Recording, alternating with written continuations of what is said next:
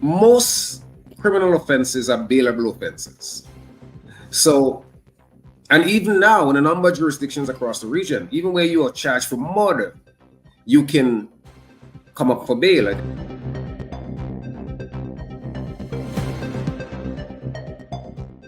Absolutely. Now, the other narrative that has emerged in this conversation has to do with the bail process. Because, for example, in the case involving these three men, at least one of the men, as I said before, was credibly accused of rape and then went on to receive bail. But then it would appear as if he violated the terms of that bail by committing another offense unrelated to what he was picked up for, which is why he was rearrested by the Royal Grenada Police Force in the first place. At what point does the court make a determination that, you know what, you violated the terms and condition of bail, I will send you up on remand to the remand block of whatever prison that they would send them to? Jomo, I would start with you on that question. Well, look, most criminal offenses are bailable offenses. So, and even now, in a number of jurisdictions across the region, even where you are charged for murder, you can come up for bail. I think in Guyana, in Trinidad, in Barbados, and a few other countries. I think in St. Lucia as well. In fact, just last week in our high court here, there was an issue having to do with a possible application for bail for a gentleman who was charged with murder. So most of them are bailable offenses. Where someone begins to commit multiple offenses, even when that person is on bail, it is the judge to decide. And more than likely, you would have the prosecution making the case that this person should not be released because he or she was released before, and that resulted in that person committing another crime. Where that application is made, the judge would make the assessment and come to the conclusion as to whether this person should be allowed bail. And normally when people are allowed bail, there are a lot of strict reporting conditions and so on. You can't be close to the person who may be making the accusation or his or her family. You have to report to the police 2-3 times per week. Depending on the age of the person, they may be placed on a curfew. So there are a whole host of things that can happen. The thing is that once somebody is placed on bail, that doesn't necessarily mean they're gonna accede to the bail conditions that the court set. And invariably, once you start disobeying the court, you're going to be remanded. And so you ought to be sent straight to the prison and not going to the police station in that case. So, well, let's say go ahead. You don't lose your due process rights simply because you're accused of a second offense. So that has to be adjudicated. If you are accused of one crime, you get bail. You are now accused of a second crime. The police don't simply take you to the jail. They take you to the court, and the court will make an assessment. Once it's a prima facie case that you are credibly charged, then the application may be made not to allow bail, and the court more often than not agrees that you should not be allowed bail because you're now becoming a menace on society, and you would be remanded. Mr. Joseph, I'll bring you back here. Are there any perhaps limitations to the current bail process? Is there a need for bail reform? Is that something that we need, or do you panelists believe that the bail system that we currently have in place is a sufficient deterrent, shall we say, while that particular credibly accused, or of course everyone deserves the due process rights, but are there limitations in respect of the current bail process that we have? In terms of our law and the constitutional rights of the accused, they, as my colleague Jomo shared, they do have a right to bail.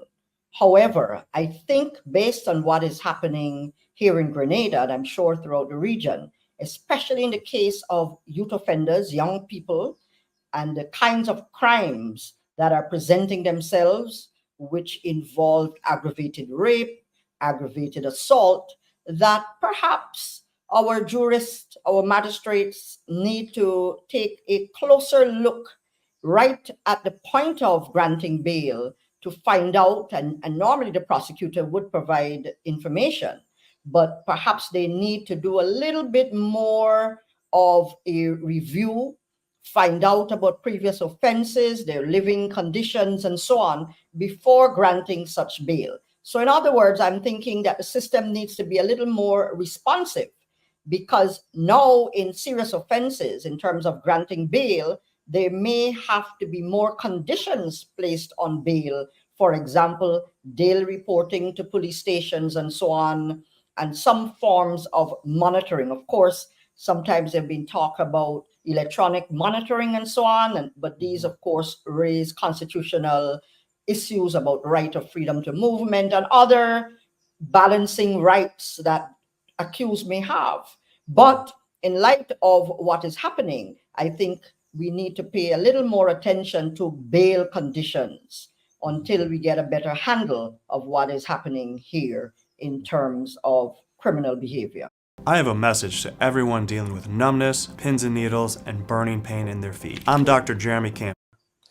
Jomo, is that something you agree with? Do you want to piggyback on adjusting to the It's an interesting point, because I happen to be of the view that the bail in St. Vincent is rather onerous, and it's onerous particularly on people, the poorer class of people.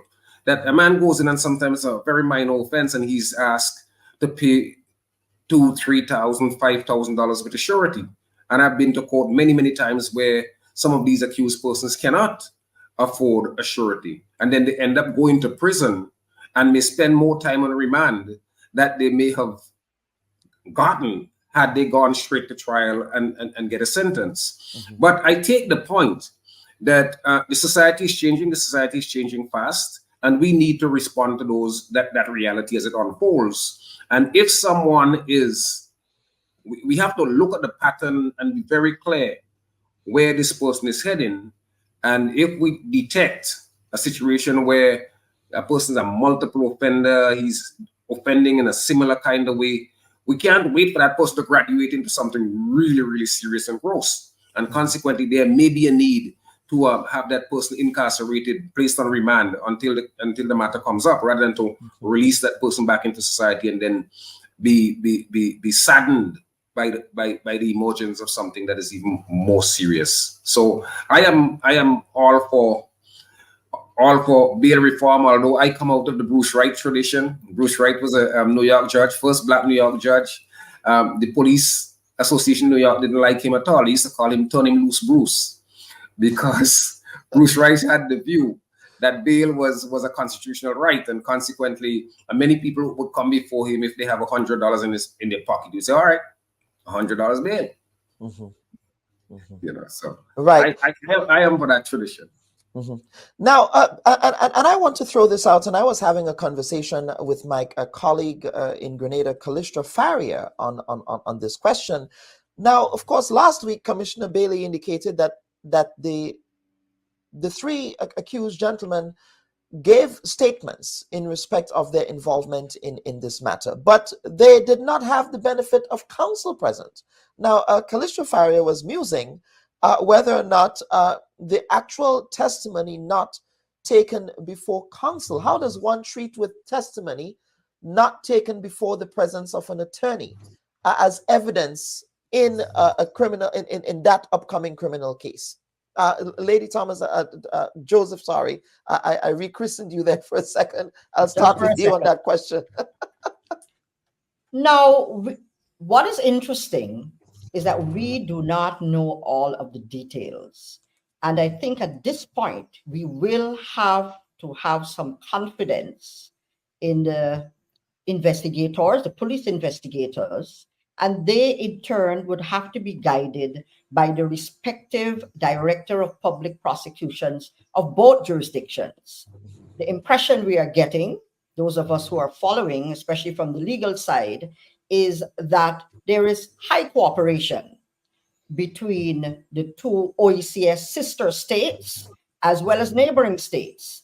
And these issues affecting one are obviously affecting the other, because even though we are looking at it symptomatically as to one isolated incident, for those who have been following what is happening between Grenada and St. Vincent and vice versa, Our borders are porous. There are people here who live, for example, in Carriacou, who work in Union, which is in St. Vincent, and vice versa, and travel each day from St. Andrews, where I note that these particular three of young offenders are from. Yes. It is very easy to get access to St. Vincent and vice versa. So I am very sure, and I'm making that point because I am certain that there is close cooperation. And whatever we may be hearing now, whatever has happened, it has to be made right by those lead investigating officers on both sides, the cooperating authorities, the two police forces, as well as their legal guides, the persons who will be ultimately responsible. And as I said before, they would be the DPPs, Director of Public Prosecutions of the respective states. So I'm very certain that advanced conversations are presently taking place. And I'm certain too that given the amount of time now that is elapsing or passing, to speak more simply, and the fact that the persons, I read the report, the three accused were brought to court. Certain details were about to be read, but they were sent back to remand. That tells me as an attorney that there are certain investigations and matters that are underway. And as my colleague Joma had said a little earlier, we would very likely see an outcome, most likely in the coming week, where they're either sentenced there in St. Vincent and held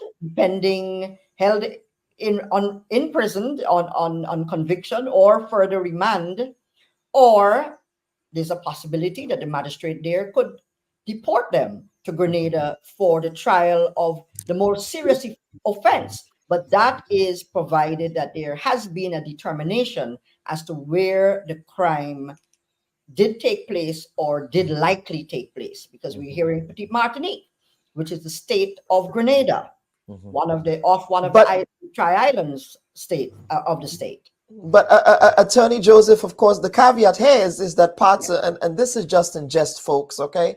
Parts of St. Vincent, parts of Petite Martinique, I'm sorry, the St. Vincent and the Grenadines nationals want to lay claim to it. Of course, that is a gunpoint. Gunpoint, I believe it's in Carriacou, not Petite Martinique. Right, Jomo, is that the case? You guys want to annex that part of the state of Grenada? We actually want to annex all of it. I mean, the Spice Island is a beautiful place. As you said, this is jest, and we take it accordingly in the Spice Island. Of course. This wonderful Sunday morning. Yes, absolutely. But the point, Jomo, here is as a criminal defense attorney, putting on the hat of a criminal defense attorney, a confession not taken before counsel, in the presence of counsel, how does that portend if, in fact, these gentlemen, again, as is their constitutional rights, to retain counsel? Would the confession then have to be redone? Would counsel demand that another confession be taken? How does that work? Well, let me first say, in St. Vincent and the Grenadines, we don't have legal aid. So you don't have an attorney as of right. Okay. So when somebody is accused, the police ask if they have an attorney. More than likely, a lot of times they say no. Then the police ask, would you want to stop for an attorney? Most times, people don't have the wherewithal to get an attorney. So they say, no, I am prepared to go forward with the discussion to answer your questions. And then the police, and what has happened in recent time, we have an electronic interview, as Deputy Commissioner Bailey alluded to last week, in which he said these electronic interviews were done. So there's a certain amount of transparency. You can see what is taking place in the electronic interview. You can see that nobody is being struck, nobody is being threatened, and so on and so forth. The big question, as we have had to deal with over the years in terms of criminal defense, is what happens before the person enters that interview room. So there's a rather celebrated case, I think it's called Cairbbean and the Attorney General of Jamaica, which says that a confession or a statement to the police has to be fair and voluntary. So that's the assessment that has to be made more often than not. And that case went all the way up to the Privy Council. So it has to be fair and voluntary. If there's a detection, suppose these men eventually retain an attorney and they make certain allegations which can be proven, then that attorney may make an application to have that admission that Deputy Commissioner Bailey spoke about thrown out. And the court may have to do what is called a voir dire, which is a trial within a trial, to see whether the confession, the admission, the statement was voluntary and was not coerced in any way. And once the court establishes that it was fair and voluntary, then the statements stay in. And they will be played at the trial, the eventual trial when it comes off. So that's the state of play. Mm-hmm. We're learning so much. At least I'm learning so much as a layman here in respect of these issues. Now, of course, these men also had a previous matter before the court before this this unfortunate series of events occurred, and this brings me to issues of court backlog. We hear that sometimes, as you alluded to, Jomo, sometimes somebody goes to jail on bail. Not bail, sorry, but they go to jail on remand. Yes, on remand.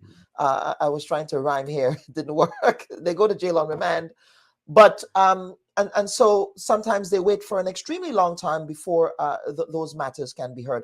We know that there is a serious issues of court backlogs in the context of Grenada, but is that also the case in Grenada and perhaps St. Vincent and Grenada? In St. Vincent, yes. And is this an OECS-wide issue? I think it is. Well, certainly in St. Vincent, and now I know from my colleagues in Grenada that it's also a problem in Grenada.